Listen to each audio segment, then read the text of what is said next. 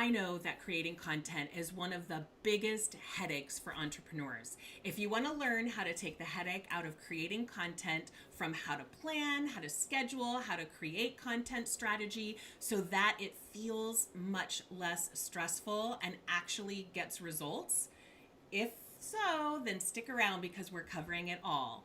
Today, welcome back everybody, but today I am very, very excited to be chatting with Nicole Porter of Monomoy Social Media, and she'll tell me if I got that right. She helps navigating the overwhelming world of social media, from simple tips to full service management across platforms. So welcome, Nicole. Thank you so much. I'm so excited to be I here. am really, really excited to have you here. I know that this is one of those topics that so many people get frustrated with, especially as an entrepreneur when they don't have multiple people that can do the work for them. And of course, hmm outsourcing is a wonderful solution, but I'm excited today that you're going to go ahead and help us with this. So, to get started, I would love for you to tell me a little bit about you and your business and kind of how you got started in this area. Sure, yeah. I'm Nicole. I live on Cape Cod. I have a husband, three sons, two rescue dogs, and six ducks that live in my backyard. Um, I got started in this business almost by accident, honestly. I was a chocolatier for about 10 years. I had couple small chocolate shops. We sold ice cream. And then I had my first son, and having the shop was kind of hard. So I actually moved my chocolate making to my home kitchen. And I would stand in my kitchen all day and literally dip chocolates one by one. And I had another son, and then I had a third son, and I thought, this is so much work. It was very labor intensive. And at that point, people had started asking me, like, I would sell everything online once I moved to my home kitchen. And people started asking me, like, I see your Facebook posts, I see your Instagram posts, can you teach me? And I actually had this lady, she was a mortgage broker, and she said, can you come to my office and teach me Facebook? And I did. I went to her office, and I wrote her a whole plan, and I showed her what to do. And I thought, why am I not doing this for a job? And so I moved into it full time. I do have a degree in marketing, but Mark Zuckerberg was still building Facebook in his dorm room when I was in college. So, digital marketing was very different back then. So I really learned through selling my chocolates online. And when I decided to go full time, I did a deep dive into digital marketing, and it's been, great ever since. And that's That how it is got so started. cool. I think it's very similar to my story. I was a wedding photographer for many years, and everyone kept asking me how I'm using Pinterest to like actually book clients. And so I would help all my biz besties. And finally, I had one friend who was like, you should be doing this as a business. And it literally took me about a year or two before I actually did it, because I was like, I really love Pinterest. I don't want to love it if it's like a job. Fortunately, that's not the case, but I totally get where you're coming from. And this topic is so important to everyone. So, why don't you go ahead and talk us through your opinion on how to take the headache out of creating content? So this is a topic I could probably go on for days about. There's so much to it, but I kind of boil it down to almost a few simple steps, right? I think the very first thing you need to do if you really want to have a focused content system is put it in your schedule, right? It seems so simple to say that, but honestly, nobody does it. Nobody puts this time into their schedule to schedule out their content. They don't sit down and think about it. Most people think, "Oh, I'll post when I have time, or on the cuff, or I want to feel inspired." And that's all really important, but if you don't sit down and schedule it, 90% of the time it's not going to get done. So, I find it super important to set aside some time. It doesn't matter if it's each week or each month, as long as you are setting aside time to do it. The next thing that I think is super important about scheduling out your content is focus. If you think you have to be everywhere, then again, you're going to get overwhelmed and you're not going to do it, right? And I think it's really important to think about, where is my audience? Where are the people I want to connect with? And then just focus on, a few places. Make it realistic for yourself, because it's not realistic often for the solopreneur to think that they're going to be everywhere and do everything. When we're trying to do this ourselves, it's more realistic to say, okay, these are the two places that my audience is hanging out, and this is where I'm going to focus my efforts.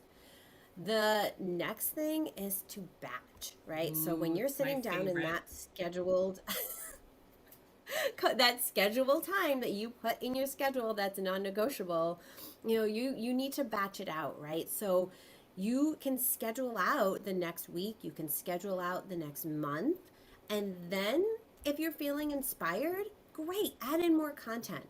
But at that point, that's when you need to be saying, okay, Monday, Wednesday, Friday, Sunday, these are where my posts are going to be going out. And then you'll have that consistency. You'll have that batch of content to lean back on. Because like I said before, 90% of the time, you're going to get so involved in your business that you're going to forget to post on social media. So you really need to have that batch of content scheduled and going out. So I kind of work through a system of, okay, I'm going to sit down and then I look, okay, what's coming up ahead for me? Do I have a podcast interview that I want to promote? Do I have an event coming up? Do I have a specific offer that I want to promote to people? And that's the first thing that goes into my calendar when I'm batching my content. It's the thing that I want to sell. And then after that, I schedule in, what type of content can I make around that particular thing that's coming up? So it doesn't have to be here, buy my thing, right? Because if we show up online and we say, buy my thing, buy my thing, buy my thing, that's going to turn your audience off real fast. So it really needs to be audience centric, right? You need to focus on your customer and think, if I was looking at this, would I find this valuable? And would I engage with this? And so when we're batching out our content, yes, we want to lead them to that, but we need to do that from a value-centered place. So, maybe that's a tutorial, maybe it's a tip, maybe it's a behind-the-scenes shot, but you need to keep your customer at the forefront of that, and then think, okay, how is this going to answer their questions? How is this going to support them to know me and like me and trust me, so that they can then go see that thing that I put out for a little bit later on, whether that's your podcast, your offer, your event, whatever's coming up that you want them to know about, which is your sales post is what I call it. But all of your other posts are going to kind of lead up to that sales post. So those are the things I look at. The number one thing, you're going to put your sales post in first. Then we're going to put in supporting content for that. And then after that, I look at, okay, how can I help people get to know me and my business? So how can I show them, behind the scenes? People are really intrinsically voyeuristic. They want to see behind the curtain. They want to see what's going on, right? So a lot of times I encourage that behind the scenes content to help people get to know you. And, if you kind of just look at those few simple things and you create a system around that, then you're going to find creating content a lot easier. I hope that wasn't too overwhelming, but that's my basic process that I look at when I'm planning content for myself or for my clients. So good. I see oftentimes, I'll just use Instagram as an example, where I have a lot of behind the scenes and a lot of education and stuff, but I rarely see a sales post. And I know that a lot of people feel like, oh, all I'm ever doing is selling, and they only post maybe once a week or once a month even about their sale. How would you recommend people sort of leading people up to that sale in terms of, you're right, they're voyeuristic, right? So they're going to want to see all of this behind the scenes and the content, and they want to be helped and have those problem solving type posts. But how often should they potentially do a sales post? Or should they be adding something at the bottom of a really good educational post that says, oh, I have this free masterclass, or I'm taking clients tomorrow, or whatever it is? What would you recommend? It's a little bit of both Okay, good. actually. So, I think my rule of thumb is one out of every 5 posts, it's okay to do a direct sales post. And when I say direct sales, I don't always necessarily mean buy Sure. my thing. It might be listen to my podcast, check out this event, whatever it might be. But I call them the Yes. sales posts because you're asking them to take a direct action. Now, with that in mind, I do think it's important to have that call to action, some kind of call to action with your posts. So that could be let me know what you think about this. Let me know if you've ever had an experience like this. Do you feel the same way? Just something to get them involved in what you're posting. And if that's, if you need help with this, that's a great thing to have at the bottom because you're giving Ooh, them that that's a value good first and question then you're doing that. versus telling them to like go to your website. It's really a good question to say, is this something you could use help with? Just even that question alone is really valuable. I know a lot of people will say, send me a DM if you need help with this, or go to my website if you need help with this. But that's a real sort of softer way to ask and less like what other people are doing that would really like resonate with me when I'm on there watching some people. Yeah. Yeah, it's a big difference because when someone comes across that way, they come across much more authentic. You're thinking, they're not coming at me just to sell me something. They don't just want my money, right? Because when someone just wants your money, you think of like the mattress salesman and you walk into the store and they're like all over you the second you walk in there and you get so turned off. You're like, I just want to look at mattresses and I just want to lay down for 5 seconds and I just want you to leave me alone. Right. And it really transfers to the internet because you're like, oh, it just feels so icky.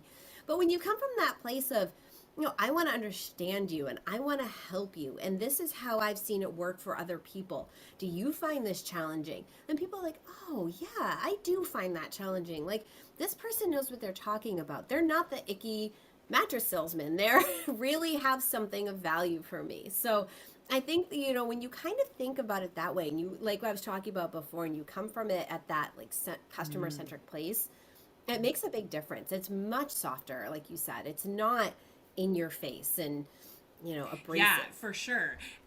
What is your thoughts on the type of content that people post? For instance, um, some people do a ton of personal and very little business. Some people do all business and no personal. Like, where are you in that continuum? Oh man, I think it kind of depends. I think a good mix is really important, but I also think it depends on the platform you're showing up on, and again, that depends on where your customers are. If I'm on LinkedIn, I don't necessarily do a ton of personal stuff. Whereas if I'm on Instagram or Facebook, I might show more of my kids or my ducks or something like that. Where I don't really do that as much on LinkedIn, but I will show behind the Sure. scenes there. It's just not that, you My know, kid's sick. Yeah. just not as deep. Yeah. It's yeah, exactly. So I think, it is important to show the behind the scenes, but it's the way you show it is a little bit different depending on the platform you're on. If you have to think about, okay, when customers are using social media versus a business using social media, they're there for Mm-hmm. different reasons. And people show up on social media, except Yeah. for LinkedIn usually. They're looking at, okay, where do these people go on vacation? And I want to see pictures of their kids and their dinners and their pets and, all this stuff. And so, as businesses, we have to figure out, okay, how are we fitting into that? And how is our content fitting into that? And what are we going to show them? And so, if you can draw a lesson from what you're doing in your personal life to what you're doing in your business, that's a great way to combine those two things. I saw somebody do this wonderfully the other day. She told a story. She's teaching her son how to drive. And she was talking about, Analogies. staying Analogies in are the always great. yes, Oh, right? They're and I'm great. so bad with them, but they're so great. They really are. And it's a great way to bring your personal life into your business content. She brought it in and she talked about like staying in your lane and when it's time to stay behind somebody that's going slow versus passing them and when is the right time to do that in your business. And she really tied it in wonderfully. And there are so many great ways to do that. And I find it can help to kind of bring along like a little notebook or, Yeah. smaller than this, but and jot down your ideas like as you're living them and you think like okay because you'll forget if you don't honestly or type it in your phone, make it a draft on one of your social channels and then flush it out when you have more time, when you have that scheduling Yes, time. for sure. But just jot it down and then you can draw those analogies much more easily because you have that inspiration already down. Okay, this is a hard one. I mean, it may be easy for you. If someone's brand new in business and they're not on any social media because they're brand new in business, which social media platform do you think would be the most effective to sort of get started until they figure out where their people are? I would look at what their competitors are doing and kind of show up on those platforms because there are definitely rules of thumb. You generally, when you're first starting a business, you do know a little bit about your audience, right? So if you're a bakery, okay, I could be really visual with this. So I want to be on Instagram. But, if you're starting a financial services company, maybe LinkedIn is going to be the place for you. So even if you're brand new, you can definitely still follow those rules of thumb that other people have followed and you can kind of take a look. And I'm absolutely not saying you should copy their content. No. Do not ever do that. But please take a look and say, okay, yeah, these people are having success on this. So I'm going to focus on these two places. And this is really where I'm going to focus brilliant. my efforts. Talk to me a little bit about what you recommend to clients in terms of a content marketing system. Like, do you recommend them starting with a blog and then taking pieces of that and putting it out on social media? Or what is something that you would recommend for that? So it is, again, it's really industry specific. Like I never go into something and say 100% this is what you should be doing, because I think it really depends on where you're at in your business and what your industry is. I think blogging can be really helpful. It's great for SEO, which is obviously not social media, but it's wonderful for that. And it's wonderful for taking that content and chunking it down and, breaking it up and putting it out onto social media. But again, you look at your two industries, right? If we take that financial advisor baker example again, okay? And you have a blog for a baker and you have a blog for a financial advisor, it's probably going to be much more useful for the financial advisor versus the baker, right? So again, we really have to be looking at, who are my people? What are they going to take from this? And, how can I help them? And a financial advisor, if they start with a blog and then they break that down and they give a little bit of advice here and there, although they have to be very careful with their content compliance and whatnot, they can make that stretch out maybe for a couple weeks, that one blog post, and they're going to give a lot of value that way to their clients. Whereas the baker, I don't know that a lot of people are really going to be interested in a blog by a baker. Like what kind of flour I use, they don't really care. They care about the end result, okay? Or they want to see the picture of you piping that cupcake or whatever it is. And so, somebody like that, if they could do some reels or they could, do those behind the scenes videos or, a carousel of the start with like the bowl and the ingredients to the, going in the oven to the end result, that's going to do so much better than a blog post. So looking at, okay, who's my audience? How can I help them? It's always where I start, and then go from there with the content. That is really great information. What 3 things have really helped you to grow your business? This could be tools, this could be advice, this could be personality traits. But what are 3 things that you think really helped you in business at this point? So I would say the number one thing that has helped me in business is my network. I am a huge fan of networking. I am a big fan of building strong, authentic relationships. And that has been the number one thing that has helped me in my business and to grow, because without a support system, without a strong network, without good referral partners, I wouldn't have had the business that I have great. right now. That is great. So yeah, And that is when you number talk one. about network of group, are you talking about sort of like outside networking, people going to places? Are you talking about like LinkedIn? Are you talking like dive in a little deeper? Ah, All of the above. perfect. All of the above. Yeah. I am a member of some weekly networking groups. So, the BNI style type networking groups. So you go and give your 60 seconds. And I also go to networking events quite a bit and meet people either in person or, the past few years it's been on Zoom. But, and then from there, I really like to deepen those relationships. And not, so I don't just go and have like a one off, okay, great, this was great to meet you, and that's it. Like, I really stay in touch with those people and I'm touching base with them. And whether that's an email to say, hey, how are you doing? Or, just a comment on their LinkedIn post. It's a great way. And I think a lot of people don't think of social media this way, but you can make your relationships stronger through social media. You can make sure you're touching base with somebody, staying top of mind. It's those touch points.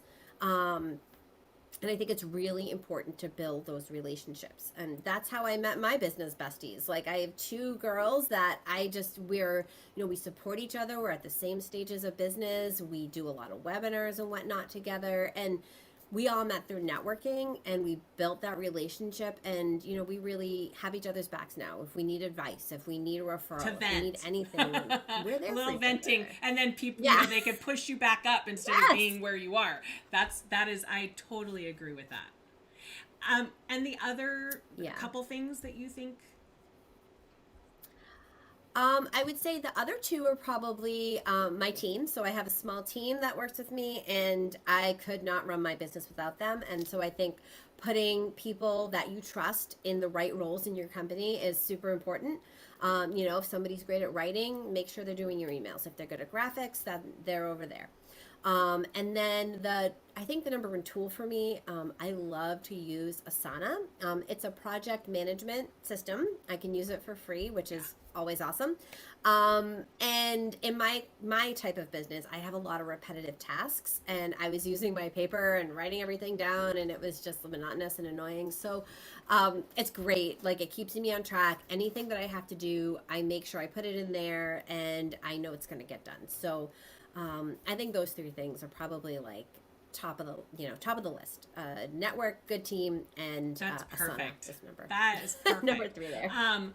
Besides Marketing Strategy Academy podcast, what are a few podcasts that you think are really valuable for small business owners? So I'm really into the mindset ones. I love to listen to Chill and Prosper by Denise Duffield Thomas. That's one of my favorites. I like the Hello 7 podcast by Rachel Rogers. That's a good one that I listen to pretty often. And I also listen to the Best Today podcast by Shante Grant. Yes, I have. I don't know if you've ever heard that one, but it's a great podcast. Not as much like productivity, but just planning and structure and all the stuff that's really important. And she draws a nice parallel between personal and business, I think. So she doesn't just focus on one. And I like that holistic approach where you can, because a lot of us now, they're so intertwined. Business and life is just together. And so it's really nice to have that approach of, how do I meld these things, especially where a lot of us are working from home. Exactly. It's a great agree podcast for that. I've got a little gift that Nicole is bringing to everyone, but before we get to that, what services do you offer so that anyone watching on YouTube or listening on our podcast, if they have a need and they love what you said, then they can contact you? So we help people in two ways. We do full service social media. So we will take over your social media, handle it for you so you don't have to think about it. I would say probably 90% of my clients come to me because they just do not have the time or desire any longer to handle their social. And that's where we come in. We go and we take it over. We do their planning, their posting, their interaction, all of it. They don't have to do any of it.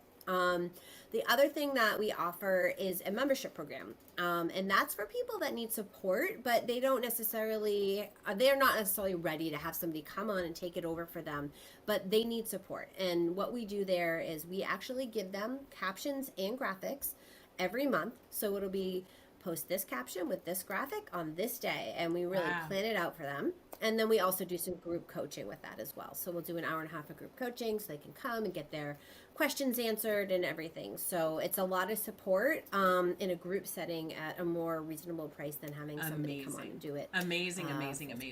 I am going to be sure that we have all of the content that we discussed from your membership to your services to the podcast you listen to, all of it will be in the show notes.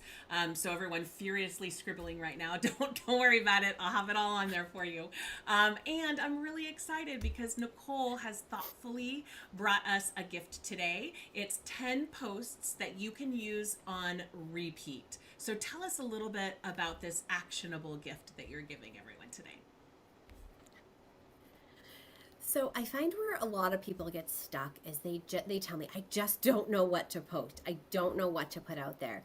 And so these are 10 things that are going to kind of jog your creativity. They're going to give you that little push, that little prompt, right? So things like answer a question. Do you have some frequently asked questions?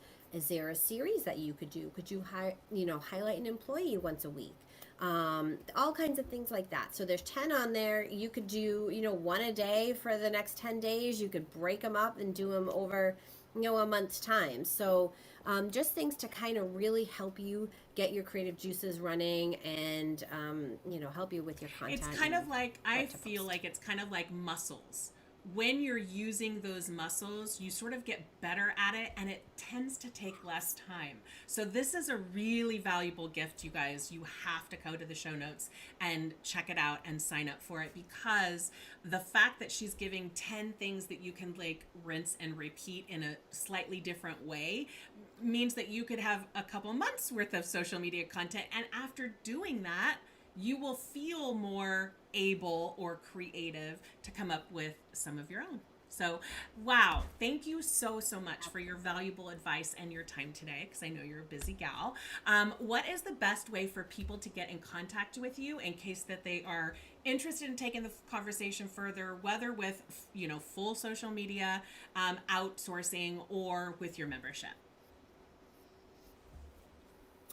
Right now, LinkedIn's probably one of the best places to connect with me. I'm just there under Nicole Porter, so I'm pretty easy to find. There's also on my social media page. I just don't use that quite as much. So I would love to connect and stay in touch with anybody over there. And like I said, I love to build my network, so I am very open to connection. That sounds amazing. Thank you so much. Again, all the things we talked about will be in the show notes, but I really encourage everybody listens to podcasts these days, and a lot of people learn a lot on these podcasts, but not very many people take action. So if you want to do something good for your business, take action. Take one thing that you heard today from Nicole and her freebie and go out there and do something good for your business. Thanks so much, Nicole. Bye.